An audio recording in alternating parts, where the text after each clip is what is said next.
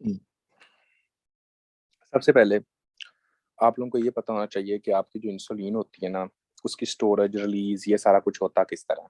ठीक है बच्चों, आप लोगों ने कहना है कि आपकी जो इंसुलिन होती है वो सबसे पहले पाई जाती है आपके रफ बीटा सेल से रिलीज होती है। बीटा सेल से जैसे रिलीज होगी तो बीटा सेल्स के अंदर होता है रफ एंडोप्लाज्मिक रेटिकुलम।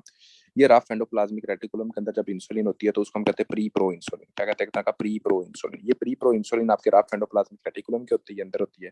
जब ये जनाब रफ एंडोप्लाज्मिक रेटिकुलम से जनाब ये आपके वेजिकल्स के अंदर जाती है तो वेजिकल्स के अंदर ये बन जाती है प्रो इंसुलिन। तो यहाँ पर ये किसके अंदर होती है? आपकी एक तरह के वेजिकल्स के अंदर होती है। वेजिकल्स के अंदर जब ये जाती है प्रो इंसुलिन होती है। जब वेजिकल से ये बाहर निकलती है तो ये इंसुलिन की फॉर्म के अंदर बाहर निकलती होती है। ये कब निकलती है? जब आपका कैल्शियम का इनफ्लक्स होता है।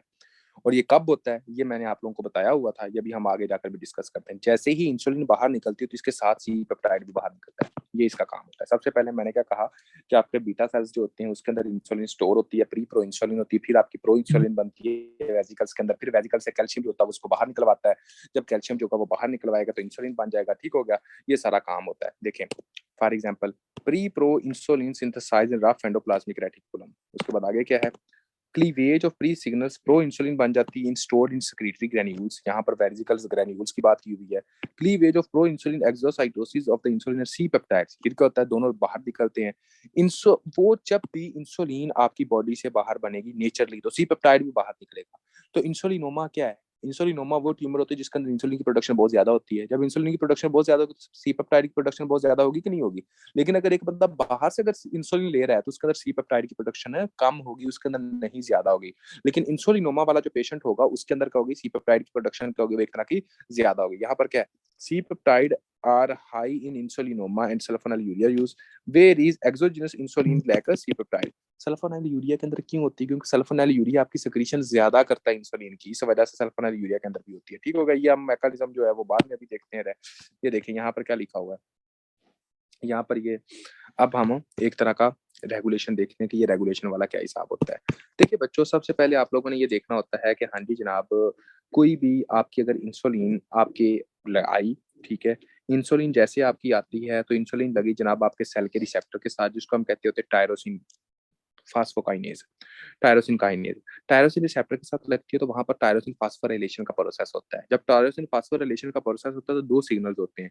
एक होते हैं जो आपके डीएनए की सिंथेसिस करवाता है। देखें ये टायरोसिन इंसुलिन लगी आपके सेल के साथ, टायरोसिन फास्फोराइलेशन हो गई। जब टायरोसिन फास्फोराइलेशन होती है तो उसके बाद क्या होता है? आगे की जो बातें होती है वो ये होती हैं, ये जनाब रास एमएपी मैकेनिज्म होता है जिसके अंदर जेनेटिक होती है एक्टिवेशन। दूसरा क्या होता है? फास्फोइनोल ट्राइफॉस्फेट जो होता है ये एक्टिव होता है। जब ये एक्टिव होता है तो ये काम करता है, ये GLUT4 की मदद से ग्लूकोज को ब्लड के अंदर सेल के अंदर ले आता है। ग्लूकोज आपके सेल के अंदर आ जाती है। इस तरह ये काम करता है, ग्लूकोज को सेल के अंदर लाने के अंदर। ठीक हो गया? सबसे पहले क्या काम हुआ? सबसे पहले जो काम होता है वो ये होता है कि इंसुलिन आपके सेल के रिसेप्टर के साथ लगती है। जब आपके सेल के रिसेप्टर के साथ लगती है तो टायरोसिन फास्फोराइलेशन का प्रोसेस स्टार्ट होता है। जब टायरोसिन फास्फोराइलेशन का प्रोसेस स्टार्ट होता है तो क्या होता है? तो आपने ये कहना है कि उस वक्त आपकी दो तरह की पाथवे एक्टिव होते हैं। एक होता है फास्फोइनोल ट्राइफॉस्फेट, एक होता है जनाब आपका एक तरह का रास एमएपी। एमएपी जो होता है वो डीएनए जीन की सिंथेसिस करवाता है। जो फास्फोइनोल ट्राइफॉस्फेट होता है वो ग्लूकोज को ब्लड के अंदर लेके सेल के अंदर लेके आता है। ये दो यहाँ तक हो गया। नंबर थर्ड पता क्या काम होता है? नंबर थर्ड, जब आपकी ग्लूकोज आपके सेल के अंदर आ जाती है तो ग्लाइकोलाइसिस का प्रोसेस होगा कि नहीं होगा? और सिंपल सी बात है, ग्लाइकोलाइसिस का प्रोसेस होगा। ये देखें यहाँ पर सेल के अंदर आ गई, ये ग्लूकोज आई, यहाँ पर ग्लाइकोलाइसिस का प्रोसेस होगा। नंबर थ्री, ग्लाइकोलाइसिस का प्रोसेस होगा। जब ग्लाइकोलाइसिस का प्रोसेस होता है तो एटीपी की सिंथेसिस होती है, एटीपी की सिंथेसिस होती है। अब देखिए ये ग्लाइकोलाइसिस का प्रोसेस हो, एटीपी की सिंथेसिस होगी, एटीपी ज्यादा से ज्यादा बनी। अब जब ये एटीपी की सिंथेसिस होती है तो क्या होता है? उस वक्त ये सोडियम पोटेशियम एटीपीज जो होता है ये ब्लॉक हो जाता है। सो ब्लॉक हो जाता है। उस वक्त जब सोडियम पोटेशियम एटीपीज ब्लॉक होता है तो पोटेशियम सेल के अंदर से बाहर नहीं जाता। जब पोटेशियम सेल के अंदर से बाहर नहीं जाता तो उसके बाद क्या होता है? आपका कैल्शियम जो होता है वो सेल के अंदर आता है। जब कैल्शियम सेल के अंदर आता है तो क्या होता है? वेजिकल्स जिसके अंदर प्रो इंसुलिन होती है वो जनाब आपका रप्चर होता है। सारे का सारा मैं दोबारा बता रहा हूँ।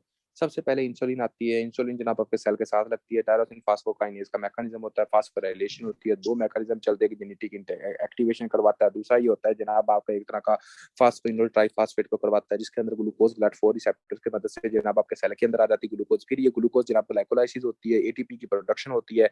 सोडियम पोटेशियम एटीपीज ब्लॉक होता है, पोटेशियम सेल से बाहर नहीं जाता, पोटेशियम सेल के अंदर रहता है जिसकी वजह से कैल्शियम बाहर से सेल के अंदर आता है। कैल्शियम जनाब जैसे सेल के अंदर आएगा एक्सोसाइटोसिस करवाएगा और रप्चर करवाएगा। ठीक हो गया? उसके बाद जनाब आपकी इंसुलिन क्या होगी, एक तरह की रिलीज होगी। ये सारा मैकेनिज्म है। यहाँ पर क्या लिखा हुआ, glucose enter beta cells, high ATP generated from glucose metabolism. भाई उसने ये क्या लिखा है, हाई एटीपी प्रोड्यूस हो रही है। उसके बाद क्या लिखा, close potassium channel target cells and depolarized B cell membrane, voltage calcium channel open, calcium influx, stimulation insulin expression. सारी वो बातें हमने उर्दू में बोला, इसने इंग्लिश में लिखा, और कोई भी फर्क नहीं है। ठीक हो गया।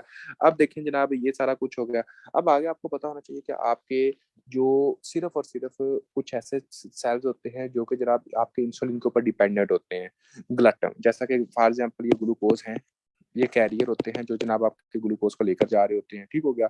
ये ग्लट फोर हैं, ये ग्लट फोर जो होते हैं वो इंसुलिन डिपेंडेंट होते हैं, यानी कि ग्लूकोज को जब सेल के अंदर जाएगी तो ग्लट फोर को इंसुलिन की जरूरत होगी। ये कहाँ पर होते हैं, स्केलेटल मसल्स हो गया, एडिपोज टिश्यू हो गया, यहाँ पर। ठीक हो गया। बाकी जितने भी हैं, जैसे कि ब्रेन हो गया, जैसे कि आई हो गया, प्लेसेंटा हो गया, ये जितने भी है बाकी पीछे रह जाते हैं। ठीक है, किडनी हो गया, इन सब के लिए किसी भी इंसुलिन की जरूरत नहीं होती, वो इंसुलिन इंडिपेंडेंट होते हुए ये सिर्फ और सिर्फ इंसुलिन डिपेंडेंट है, ग्लट फोर।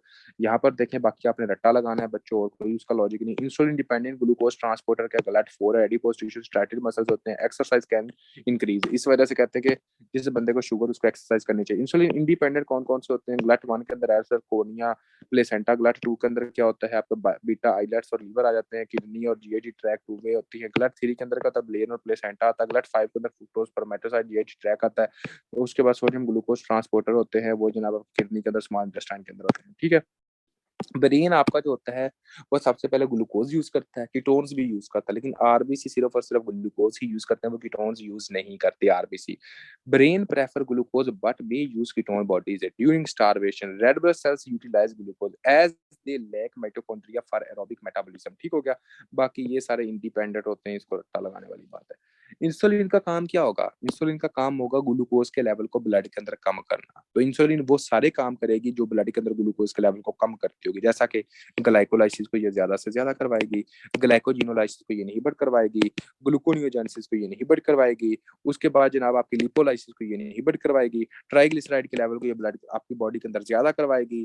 ठीक हो गया। उसके बाद ये सारे वो काम करेगी, सोडियम पोटेशियम एटीपीएस के लेवल को ये कम करवाएगी, पोटेशियम को ब्लॉक करेगी, कैल्शियम के लेवल को ये ज्यादा करेगी। जैसे देखें, high glucagon transport in skeletal muscles and adipose tissue, glucose का काम ये होता है। ग्लाइकोजन सिंथेसिस है, ग्लाइकोजन की सिंथेसिस करवाएगी, ग्लाइकोजिनोलाइसिस नहीं करवाएगी। ट्राइग्लिसराइड की सिंथेसिस करवाएगी, तोड़ेगी नहीं। सोडियम की रिटेंशन करवाएगी, प्रोटीन की सिंथेसिस करवाएगी हर किसी को। उसके बाद अमाइनो एसिड की अपटेक, लो ग्लूकागोन रिलीज, लिपोलाइसिस लो, ये सारा वो काम करवाएगी। ठीक हो गया बच्चों, ये थी आपकी इंसुलिन।